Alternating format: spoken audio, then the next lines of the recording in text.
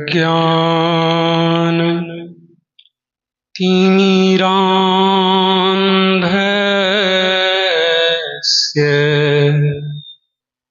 ज्ञानाञ्जन शलाकया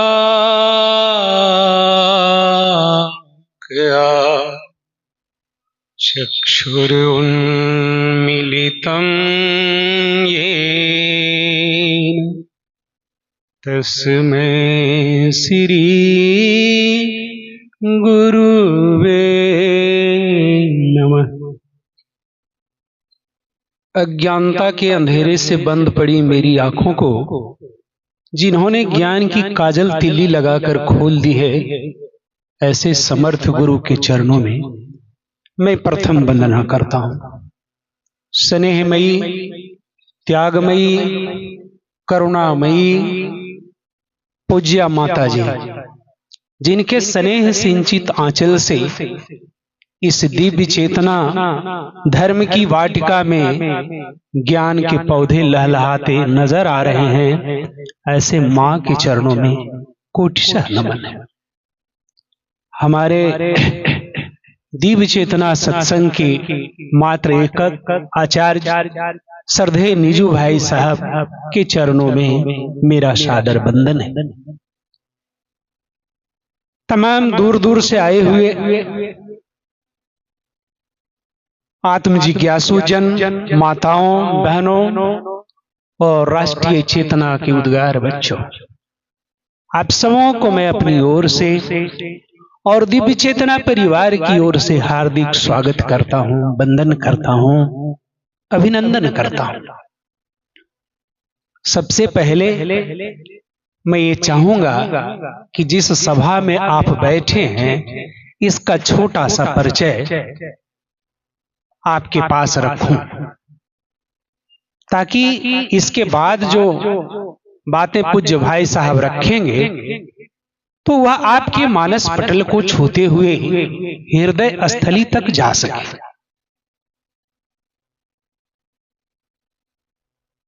तो सबसे पहले परिचय से मैं प्रारंभ करता हूं। जिस सत्संग सभा में आप बैठे हैं, इस सत्संग का नाम दिव्य चेतना सत्संग केंद्र नंद आश्रम विक्रम पटना है। इसके संस्थापक व संचालक ब्रह्मलीन परमहंस स्वामी नंद जी महाराज हैं, जिनकी तस्वीर आपके सामने लगी हुई है। इस सत्संग की स्थापना परम पूज्य गुरु महाराज साहब ने परमात्मा के आदेश से किया और इस सत्संग का एकमात्र उद्देश्य मानव धर्म का प्रचार और नैतिक उत्थान है।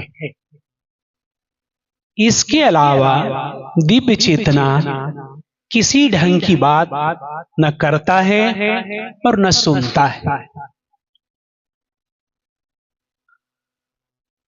तो यदि आप सतर्क होकर सावधानी पूर्वक इस परिचय को लेंगे तो निश्चित है कि जन्मों जन्मों का यह जो कली रूपी वृक्ष पर संशय का नाग फन उठाए खड़ा है, उससे आप बच पाएंगे। ऐसा क्यों? ऐसा इसलिए कि यह दिव्य चेतना आपके पास कोई सामान्य सौदा लेकर नहीं बैठा है। यह दिव्य चेतना एक समर्थ गुरु की कठोरतम साधना का अनूठा फल है। और यदि इस फल का थोड़ा सा भी स्वाद आप लेंगे तो आप निश्चित जाने कि इस कली रूपी वृक्ष का बैठा हुआ जो संशय रूपी नाग है, वह आपके पास से भाग जाएगा। तो सबसे पहले हम इस बात को जाने कि सत्संग क्या है, सत्संग किसे कहते हैं। परम पूज्य गुरु महाराज साहब ने बताया कि सत्य के साथ संग करने को सत्संग कहते हैं। यह सत्संग दो प्रकार का होता है, बाह्य सत्संग और आंतरिक सत्संग। बाह्य सत्संग के अंतर्गत भजन कीर्तन गाना, रामायण पाठ करना, तीर्थ यात्रा करना, ये सारे क्रियाकलाप बाह्य सत्संग के अंतर्गत आते हैं। आंतरिक सत्संग वैसा सत्संग है जिसमें हमारी आत्मा बोलती है और मन सुनता है। इसे आप बेजुबान सत्संग भी कह सकते हैं।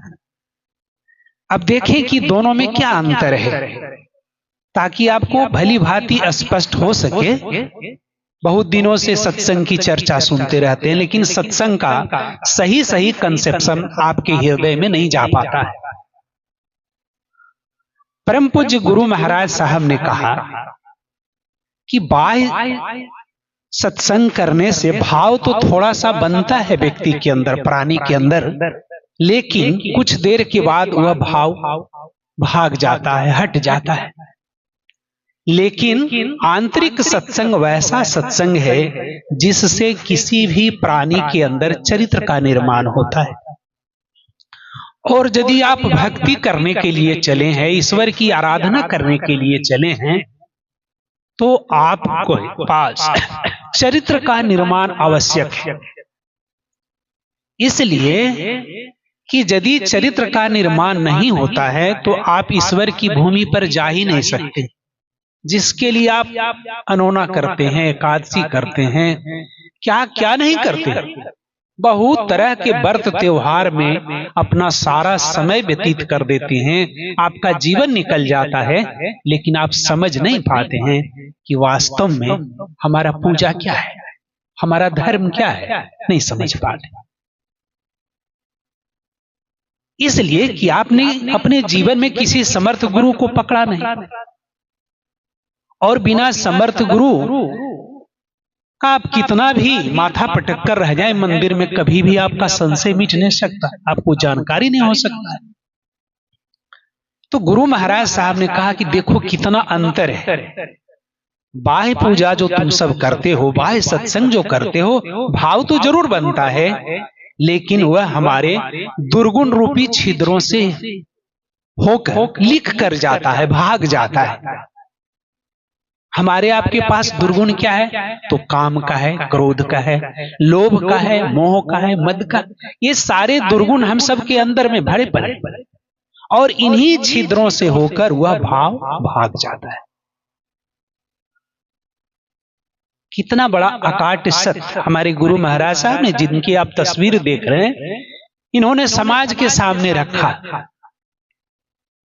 कि आप इसे देखें कि वास्तव में ये बातें आपको सत्य प्रतीत होती है कि नहीं। ये दोनों में मुख्य रूप से अंतर है। आंतरिक सत्संग से व्यक्ति के अंदर चरित्र का निर्माण होता है, और दिव्य चेतना हमारा जो सत्संग है यह आंतरिक सत्संग है। और यदि कोई भी संत ऐसे सत्संग की महिमा का गुणगान बढ़ चढ़ कर गाया है तो इसी का गाया है, आंतरिक सत्संग का ही गाया। आप सब रामचरितमानस के पन्नों को उलट कर देखें तो वहां भी गोस्वामी जी ने इस बात को दर्शाया है, और उन पंक्तियों को हमारा परिवार, हमारा समाज आज से नहीं, जुगों जुगों से पढ़ रहा है। तात स्वर्ग अपवर्ग सुख धैर्य तुलाइक अंग, तुलैन ताहि सकल मिली, जो सुख एक लो सत्संग। खूब पढ़े हैं आप, इस पंक्ति को नहीं जानते हैं सो बात नहीं, लेकिन क्या कारण है कि आज तक पूरी उम्र बीत जाने के बाद आप नहीं समझ सके इसको। बस उसका सीधा उत्तर है कि आपने अपने जीवन में किसी समर्थ गुरु की खोज नहीं की, इसलिए उस पन्ने को पढ़ते गए, चौपाई को दोहराते गए, लेकिन आज तक नहीं पता चला कि यह पंक्ति हमें क्या संदेश दे रहा है। इसे कहने वाला कौन है? तो लंका की राक्षसिनी लंकिनी कह रही है। जब हनुमान जी के मुष्टिका का प्रहार उसके ऊपर होता है तब उसको समझ में आता है, तब कहती है तात स्वर्ग अपवर्ग सुख धैर्य तुलाई कर, तुलय न ताहि सकल मिली, जो सुख एक लव सत्संग। यदि तराजू के एक पलड़े पर आप स्वर्ग और अपवर्ग के सुख को रख दें और दूसरे पलड़े पर इस एक लव का, जो आप सत्संग करते हैं, एक लव का मतलब है कि जितना देर में आपका आंख का पलक गिरता है, इतना देर भी यदि आपने आंतरिक सत्संग में बैठा है, तो इतना देर के सत्संग का जो पुण्य है यदि हम दूसरे पलड़े पर रखते हैं, तो देखते हैं कि इस आंतरिक सत्संग का जो पलड़ा है वह भारी हो जाता है और स्वर्ग और अपवर्ग का पलड़ा उटंग हो जाता है। इतनी अद्भुत महिमा है आंतरिक सत्संग की, और ऐसे समर्थ गुरु की सत्संग। लेकिन हमारा पूरा परिवार, पूरा समाज सत्संग के नाम पर भागते फिरता है, माथे में नोचनी लगता है। यदि आप कह दें कि अमुक जगह सत्संग है, जाना पसंद नहीं करेगा और बड़ा सुंदर सुंदर बहाना आपके सामने गढ़ेगा। और यदि एक नाच आप ले आए, देखिए मालूम होगा सवेरे की माथा फट गए, इतना भीड़ हो ले कि कहियो जरी भीड़ हो ले, माथा फट गलो दो चार गो। ऐसा हमारा समाज है। इतना पवित्र चीज आपको इस संसार में कहीं दिखाई नहीं पड़ेगा, कहीं नहीं है। आना है तो आके देख लीजिए, और जिसे आजमाना है वो आजमा के देखिए कि वास्तव में जो व्यक्ति कह रहा है इसकी बातों में कितनी सत्यता है। इसलिए कि मैं उस रास्ते का राही रहा, खोजी रहा, तड़पता रहा, 20 वर्षों तक भटकता रहा, तब जाके गुरु महाराज साहब मिले। और मिले तो सेकेंड में पूछ दिए कि कह सुनाऊं कि कर दिखाऊं। और विदिन 20 मिनट, 20 मिनट के अंदर में ही गुरु महाराज साहब ने हमारी अंतर यात्रा जो करवाई, ऐसी यात्रा करवाई कि मैं आश्चर्यचकित हो गया। और उस 20 मिनट में ही हमारे जीवन का सारा संशय मिट गया। जिस बात को मैं आपसे दोहरा रहा था कि इस कलयुग के वृक्ष पर जो संशय का नाग बैठा हुआ है, सर्प बैठा हुआ है, उसको नाश करने वाला, हटाने वाला केवल समर्थ गुरु है। और कभी हमारे अंदर भी वह डसा था, मुझे भी डसा था, और उसके विष से मैं तड़पता हुआ भागता था। और भागते भागते जब गुरु महाराज साहब के पास गया तो उन्होंने तुरंत विष को खींच लिया। इतना जल्दी खींच लिया कि उतना कोई डॉक्टर दवाई से नहीं खींच सकता है, केवल सामने बिठाकर।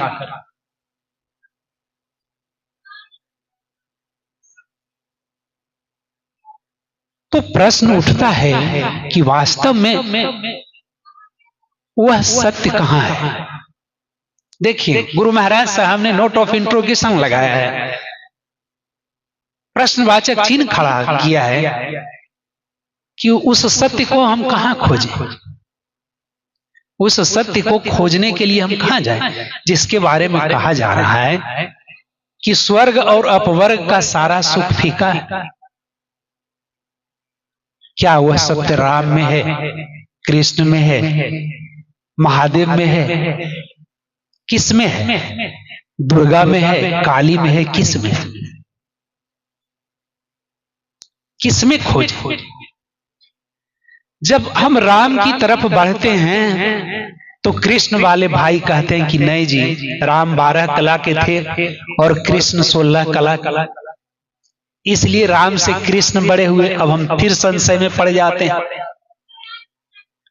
कोई दूसरा साधक आता है, कहता है नहीं, महादेव से बड़ा तो कोई यहाँ है ये नहीं है, महादेव के पूजो तो छाहा छीत रहा, उनका काहे पकड़ो। एक तीसरा साधक मिलता है जो कहता है दुर्गा के पूजिए, कोई कहता है काली के पूजिए। कितना संशय है। एक मान्यता दूसरे मान्यता को काटते दिखती है, किसको पूजो। गुरु महाराज साहब ने कहा कि तुम्हारा हाल तो ऐसा हुआ कि यदि कहीं पर 200 वाट वाले बल्ब को जला रहे हो और वहां पर 500 वाट वाले बल्ब को लटका दो तो सभी लोगों का ध्यान 500 वाट वाले की तरफ खींचा चला जाता है। क्या यह सच नहीं है कि हमारा पूरा परिवार, पूरा समाज कभी इस देवता के पास, कभी उस देवता के पास, कभी ये तीर्थ में, कभी वो तीर्थ में भटकता हुआ नजर नहीं आता है, माथा पटकता हुआ नजर नहीं आता है? हाँ आता है। तब फिर हम कहां जाए? इस सत्य को हम कहां खोजें? जिस सत्य के बारे में कहा जाता है कि वह अमिट है, अकाट्य है, जिसमें कोई दुविधा नहीं है, कोई भ्रम नहीं है, कोई संशय नहीं है, उस सत्य को खोजने के लिए हम कहां जाएं? देखें कितना अकाट्य उत्तर हमारे गुरु महाराज साहब ने दिया। हमारे गुरु महाराज साहब ने कहा कि बेटा वह सत्य है, वह सत्य है जो अमिट है, अकाट्य है, न उसमें कोई दुविधा है, न कोई भ्रम है, और जीवन में किसी धर्म शास्त्र के पन्ने को उलटने की आवश्यकता नहीं। वह सत्य है हमारा निज सत्य, हमारा दिव्य चेतना जो हमारे और आपके अंदर में पड़ा हुआ है। गुरु के अभाव में उसका दर्शन नहीं हो पाता है, उस चेतना से, उस आत्म चेतना से। गुरु महाराज साहब ने कहा कि ऐसे सत्य के साथ संग क्यों नहीं करते हो जो आज से नहीं, जुगों जुगों से तुम्हारे हमारे साथ पड़ा हुआ है। और इसके लिए कोई धर्म ग्रंथ उलटने की जरूरत नहीं, वेद, रामायण, उपनिषद, गीता कुछ पढ़ने की जरूरत नहीं। केवल इतना कर लेना है कि तुम अपने जीवन में एक गुरु की खोज कर लो, और गुरु ऐसा होना चाहिए जिसकी तुम अच्छी तरह से जांच और पड़ताल कर लो। ऐसे नहीं कि बड़की दीदी कहलखिन तो छोटकी दीदी जाके दीक्षा ले ले, ऐसा गलती नहीं करें। बड़का भैया ले लेखिन तो हम भी जाके ले ले, ऐसी बात गलत है।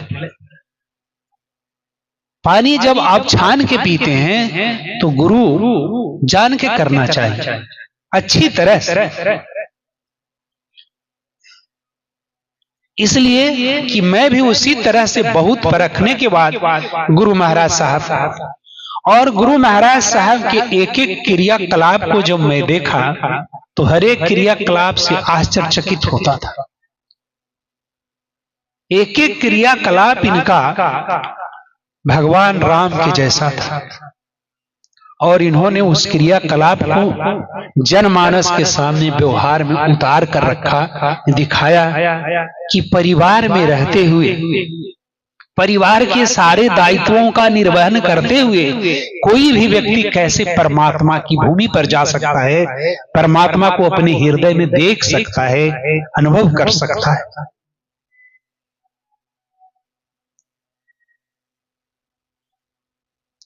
तो गुरु महाराज साहब ने स्पष्ट किया कि इतना बड़ा सत्य जो जुगों जुगों से तुम्हारे साथ है, तुम ऐसे सत्य के साथ संग क्यों नहीं करते?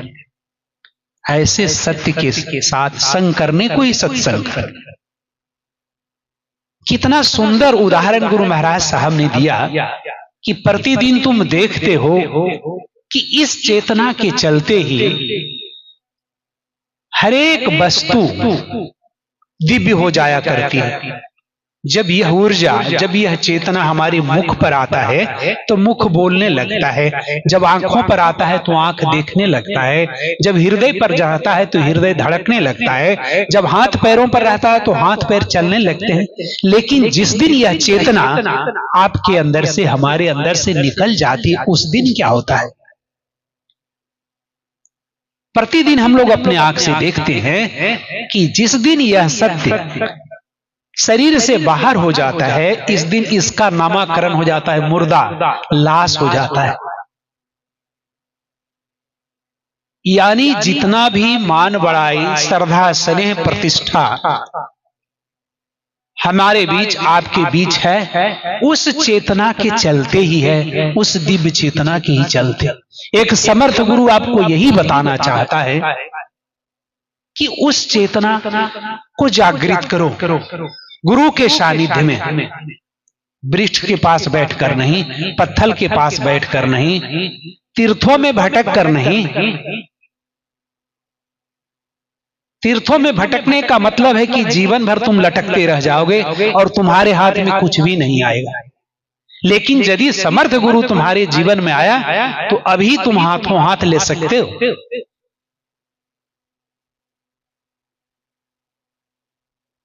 अब आप सोच सकते हैं कि आपके पास दिव्य चेतना क्या चीज लेकर आया है। कितनी अद्भुत बात।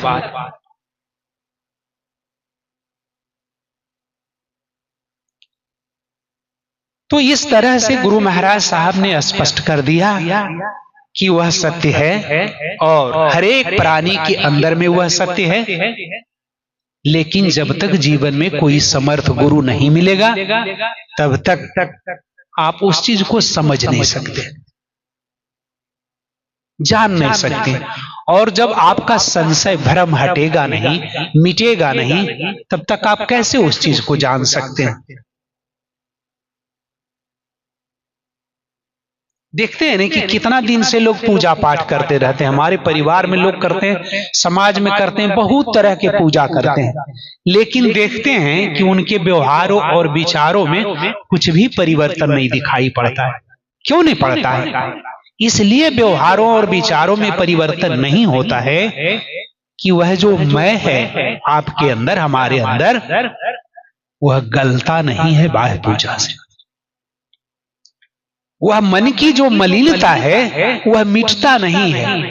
तो जब तक मन की मलिनता मिटेगा ही नहीं, हृदय का तम हटेगा ही नहीं, तब तक हम उसका दीदार कैसे कर पाएंगे, ईश्वर की भूमि पर कैसे जाएंगे।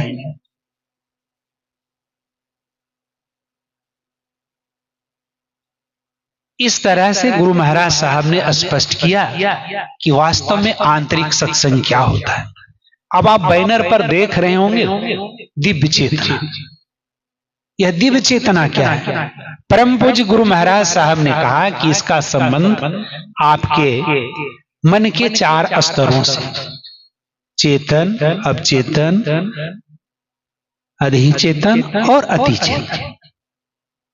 कोई भी साधक जब अपने गुरु से दीक्षा लेकर अपनी साधना प्रारंभ करता है और जब साधना उसका परिपक्व होने लगता है तो धीरे धीरे इस चेतना का विकास होने लगता है और यही अधिचेतना एक दिन दिव्य चेतना में परिवर्तित हो जाती। इस तरह से दिव्य चेतना आपके सामने मानव जीवन के लक्ष्य को दर्शाते हुए पहुंचा है कि हर एक प्राणी का लक्ष्य वही दिव्य चेतना है, उसी में जाना है। अगर आप आज नहीं चेतते हो, कल नहीं चेतते हो, तो अगले जन्म में भी बिना समर्थ गुरु का सत्संग किए प्राणी भव सागर पार नहीं कर सकता है। चाहे आप 40 लाख के जग करें, चाहे 1 करोड़ खर्च करके जग कर लें, उससे बेहतरनी आप पार होने वाले नहीं। अगर पार होने वाले रहते तो गोस्वामी जी को रामचरितमानस में यह नहीं लिखना पड़ता कि गुरु बिनु भवनिधि तरई न कोई, जो बिरंची संग कर सम होई। इस संसार में बिना गुरु का सहारा लिए कोई भी प्राणी विचारों के सागर से पार नहीं हो सकता है, चाहे वह सृष्टि का रचयिता ब्रह्मा क्यों नहीं हो, चाहे जोगियों के जोगी महादेव क्यों नहीं हो। किसी का औकात नहीं है कि बिना गुरु के वह भव सागर पार कर जाएगा।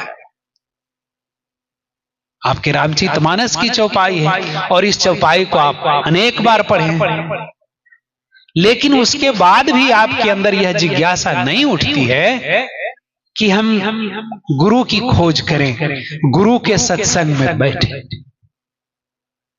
और भगवान आपको उतना बड़ा शर्त लगा रखा है कि यदि तुम मेरी तरफ बढ़ना चाहते हो, आना चाहते हो, तो उसका एक ही शर्त है। शर्त क्या है? निर्मल मन जन सो मोह पावा, मोह कपट छले छिद्र न भावा। छलिया मन वाला कोई भी प्राणी हमारे भूमि पर नहीं आ सकता है। यही शर्त है परमात्मा का। यदि आप इस शर्त को पूरा करते हैं तो आप ईश्वर की भूमि पर जाने के हकदार हैं।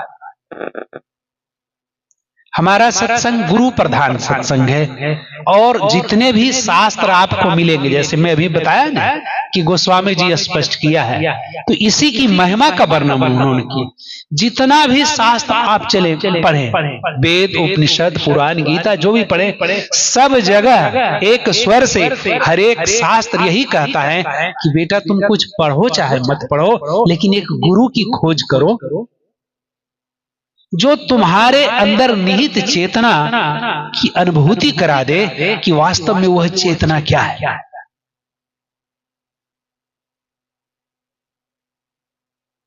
हमारा सत्संग गुरु प्रधान है, इस बात को तो आप लोग समझ गए। और मैं आपसे कहा था कि हमारा सत्संग का जो मुख्य उद्देश्य मानव धर्म का प्रचार और नैतिक उत्थान। अब थोड़ा सा मैं ये स्पष्ट कर दूं कि धर्म क्या है। धर्म के संबंध में विभिन्न विचारकों ने बहुत सारे डिफिनेशन दिए हैं, बहुत सारी परिभाषाएं दी हैं, लेकिन उन सारे परिभाषाओं में बहुत तरह के संशय हैं। लेकिन हमारे गुरु महाराज साहब ने जो धर्म की परिभाषा दी है, उस परिभाषा को मैं आपके पास रख रहा हूं, उसको आप समझने की कोशिश करें। बड़ा स्पष्ट गुरु महाराज साहब ने कहा कि धर्म का मतलब है स्वभाव। धर्म का अर्थ होता है धारण करना, और किसी भी व्यक्ति और वस्तु का धर्म एक होता है और वह व्यक्ति और वस्तु के अंदर होता है। देखें कितना सुंदर परिभाषा हमारे गुरु महाराज साहब का। किसी भी व्यक्ति और वस्तु का धर्म एक होता है, वह व्यक्ति और वस्तु के अंदर होता है। जैसे तो गुरु महाराज साहब ने कहा कि मिर्च देखो, मिर्च को लेकर देखो तुम अपने हाथ। मिर्च का धर्म तीतापन मिर्च के अंदर रहता है। नींबू को लेकर देखो तो नींबू का धर्म खट्टापन नींबू के अंदर रहता है। और ईख को देखो तो ईख का धर्म मीठापन ईख के अंदर रहता है। अब तुम इसे तोड़ दो, निचोड़ दो, रगड़ दो, पीस दो, क्या कभी मिर्च अपना धर्म छोड़ता है? नहीं। नींबू अपना धर्म छोड़ता है खट्टापन? नहीं। ईख भी अपना धर्म नहीं छोड़ता। सबसे चतुर और सयान वो आदमी है जेकर धर्म कहां भूले ले, ऐतवा में, मटिया में, गोबरा में जजा पावा वो जी भूला ले कर धर्म। आवाज तेरे का धर्म के पते नहीं चले, पूरा उम्र बीत गया, इसको धर्म के पते नहीं चला कि हमारे धर्म के जाए। कितनी ऊंची बात गुरु महाराज साहब ने कही। जरा कोई अगर है ऐसा दार्शनिक या विद्वान तो जरा इस परिभाषा को काट कर दिखा दे। आज तक तो कोई दार्शनिक मुझे नहीं मिला जो इस परिभाषा को काट सके, और समझने में भी कितना आसान है। मिर्च को देखते ही पता हो जाता है कि ये तो तीता है और यह तीतापन मिर्च के अंदर है। नींबू का खट्टापन नींबू के अंदर है, ईख का मीठापन ईख के अंदर है। तो फिर हम सब का धर्म जो सत्य था, उस सत्य को हमने कहां छोड़ा, किस गली कूचे में फेंका है? और उस सत्य को नहीं जानने के चलते, अपने धर्म को नहीं जानने के चलते हमारे समाज में तकरार है, हमारे परिवार में वैमनस्यता है, लड़ाई है, झगड़ा है। जितना उपद्रव आप देख रहे हैं बस केवल इस ना समझी के वजह से है। जिस दिन कोई भी व्यक्ति इस सत्य को, ऐसे समर्थ गुरु के संदेश को समझ लेगा, उस दिन आपके परिवार से, हमारे समाज से सारी लड़ाई झगड़ा सबसे खत्म हो जाएगा, बिल्कुल खत्म हो जाएगा। इसमें किसी तरह का विषैले पाउडर छिड़काव करने की जरूरत नहीं पड़ेगी। इतनी शक्ति है समर्थ गुरु की संदेशों, समर्थ गुरु की वाणी।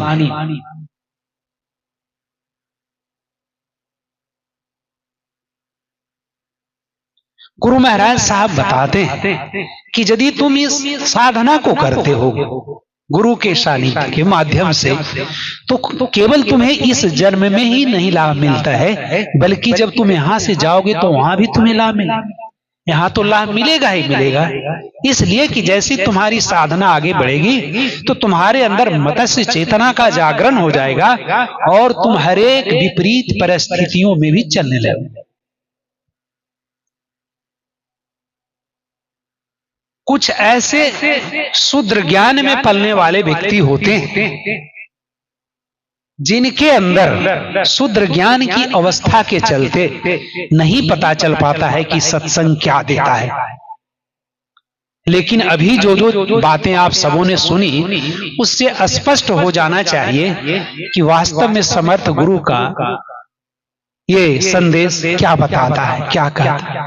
लेकिन शूद्र ज्ञान का जो व्यक्ति होता है उसके अंदर क्या विचार आता है, उस बात को मैं स्पष्ट करता हूं। शूद्र ज्ञान में पलने वाला व्यक्ति गुरु और गुरु के सत्संग का निंदा करता है,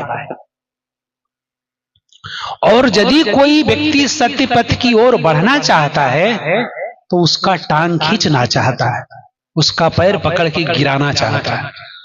कैसे गिराना चाहता है? बड़ा सुंदर चीज अभी जो मैं आपको कह रहा था कि सत्संग से कितनी लोगों को घृणा क्यों होती है। जिससे तो हूं चल गए नहीं लबरी सुबोधवा जो रे सत्संग बारे तो हाँ भाई आगे के लिए हाले लेता सुबोध के मलकिनिया मर गए इससे नहीं देखा नहीं आए भाई के नहीं जेठिया सत्संग में सत्संग बजे करो ऐसे देखी डॉक्टर अविनाश करवे देखिए ओरा दादा गुजर गल देखनी की नहीं। अभी डॉक्टर अविनाश की बहन गुजर गई तो देखा ही सत्संग में कैलाश नहीं सब हुआ हो। देखिए कितना सुंदर सुंदर बहन कैसे लोगों को पतित करता है और सत्य पथ से हटाता है, और जो बेचारा पहली बार जाता है उसके अंदर संशय पैदा हो जाता है कि लगा ही बतिया ठीक है कहा कि भैया हो ऐसा तो हो ही गली। कितना गिरा हुआ अवस्था उस व्यक्ति का होगा आप कल्पना कीजिए। उस बात को मैं स्पष्ट करना चाहता हूं, बताना चाहता हूं। भगवान राम की तरफ जरा सा आप चलिए। वशिष्ठ ऐसा ब्रह्म ज्ञानी, वशिष्ठ जी ऐसा ब्रह्म ज्ञानी गुरु, और जिन्होंने एक एक लग्न पत्री को बहुत सुंदर ढंग से बैठा करके और भगवान राम और मां सीता का विवाह संपन्न हुआ था। और विश्वामित्र ऐसे ज्ञानी मुनि भी थे, कितना शोध कर लगन रखा गया था। क्या कभी मां सीता कल्पना की थी कि राजमहल का सुख हमें नहीं प्राप्त होगा और हम जब जाएंगे ससुराल तो हमें सीधे बन जाना पड़ेगा? जहां हमें फूलों की सेज मिलना चाहिए था वहां कंकड़ीले पथरीले रास्ते, खाने के लिए कंद मूल फल और ये 14 वर्ष तक,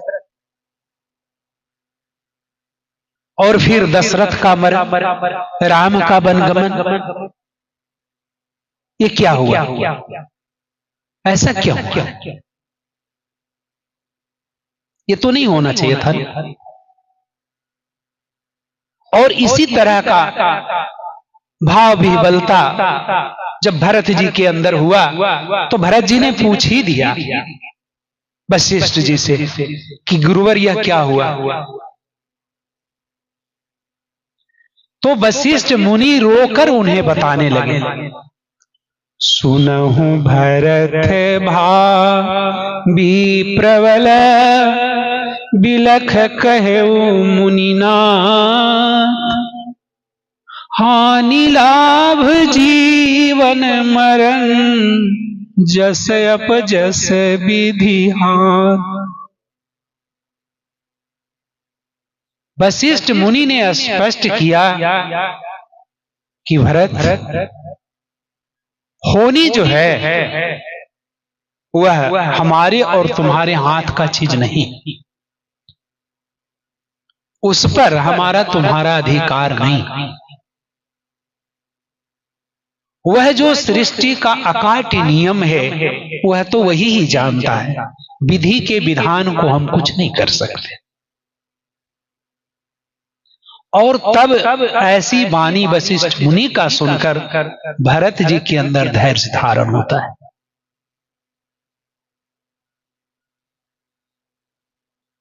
और जब व्यक्ति सत्संग से जुड़ता है और गुरु की बताई हुई विधि से साधना करता है तो कुछ दिन के बाद उसे सब कुछ पता चलने लगता है कि इस जीवन मरण का चक्कर क्या है। हमारे गुरु महाराज साहब बराबर बताते थे कि एक झोली में फूल भरे हैं, एक झोली में कांटे, तुमरे बस में कुछ भी नहीं है, बांटने वाला बांटे। अरे कोई कारण होगा, अरे कोई कारण होगा। तुम्हें क्या पता कि क्या कारण है? अरे किस जन्म में हम क्या किए हैं, तुम क्या किए ये पता है? वह कर्मों की झोली में भरा हुआ है और वह बांटने वाला बांट रहा है, तुम अपने हाथ से उसे रोक नहीं सकते हो। उस पर तुम्हारा क्या अधिकार है? हम लोग सीधे समझ लेते हैं कि हम तो इस समय, इस उम्र में, इस जीवन में अभी तक कुछ गलत काम नहीं किए। कहां से कौन कर्मा रहा है और किस समय वह हावी हो जाएगा। तो सत्संग करने वाला व्यक्ति को यह बात स्पष्ट होती है, जो नियमित साधना करता है और गुरु के सत्संग में जाता है तब उसे पता चलता है कि ये सब क्या सारी घटनाएं होती है। अब आप सोच सकते हैं कि वशिष्ठ मुनि जी ऐसे ज्ञानी, ब्रह्म ज्ञानी, इतना सुंदर बात से भरत जी को आश्वस्त करते हैं और भरत जी समझ जाते हैं इस बात को कि होनी जो होता है वह प्रबल होता है, वह विधि का विधान है, उसमें हमारा और आपका कोई न जाने कहां से वह कर्म लगा। तो इस तरह का संशय में खुद भी रहता है प्राणी और दूसरे व्यक्ति को जो सत्संग में जाना चाहता है उसको भी पतित बना देता है, गिरा देता है।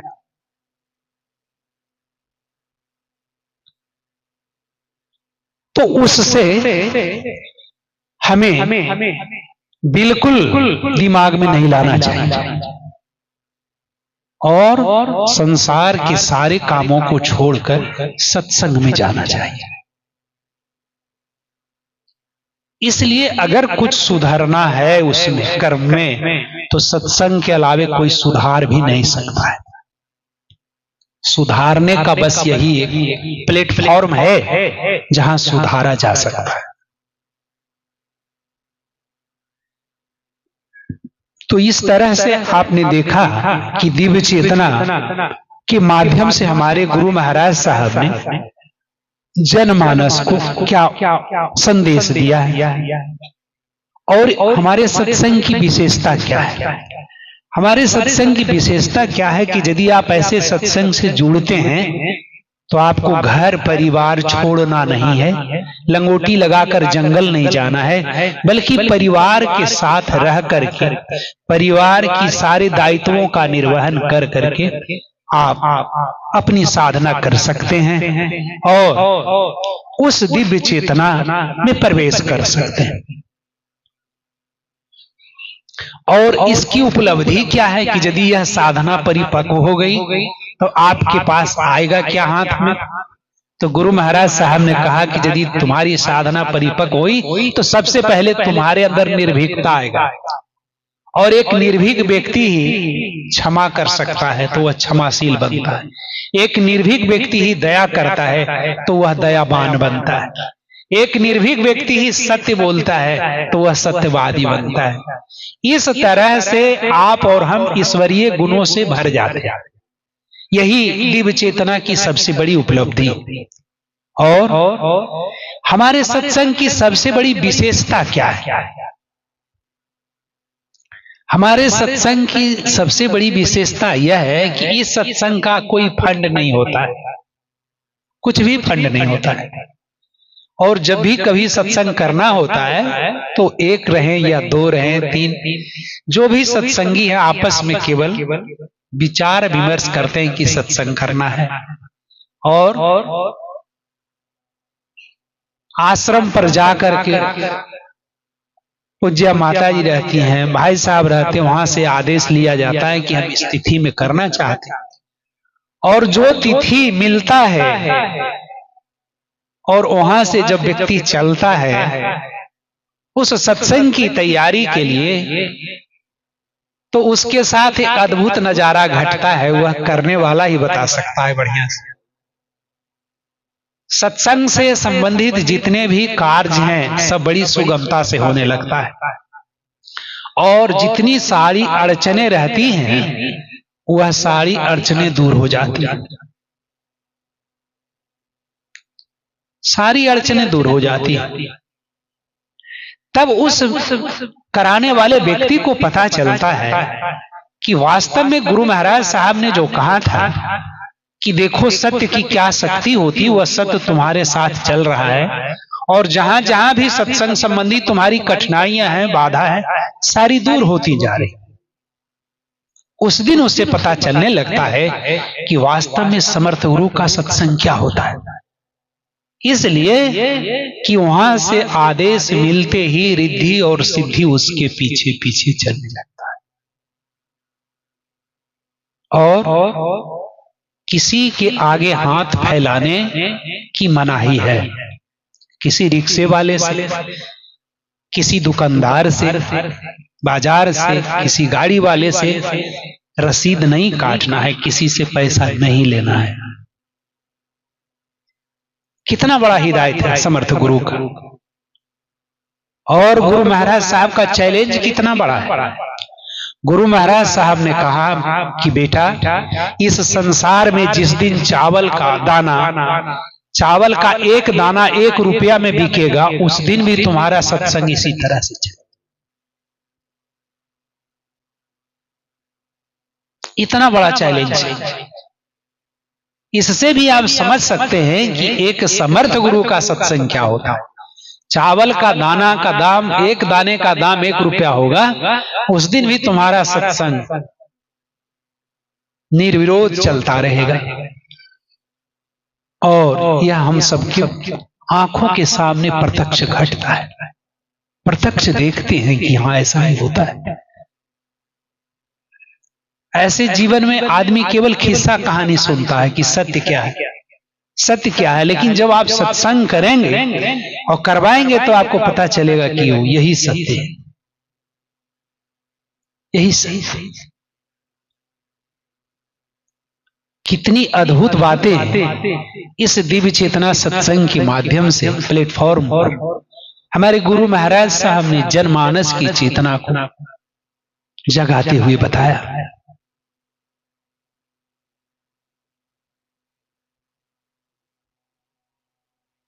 अब हमें यह पूर्ण विश्वास हो गया है कि आप लोग वास्तव में सत्संग को अच्छी तरह से समझे होंगे कि सत्संग क्या है और सत्संग कितने तरह का होता है और उन दोनों में अंतर क्या है, उसकी विशेषता क्या है, सत्संग की महिमा क्या है और हमारे और आपके जीवन में गुरु क्यों आवश्यक है और गुरु का सत्संग नितांत आवश्यक है। अगर आप भली भांति समझ गए होंगे तो आपकी खिदमत में मैं जो परम पूज्य गुरु महाराज साहब के आदेशानुसार रखा तो मैं समझूंगा कि सफल हुआ। इन्हीं बातों के साथ मैं अब अपनी वाणी को विराम देता हूँ। ओम शांति।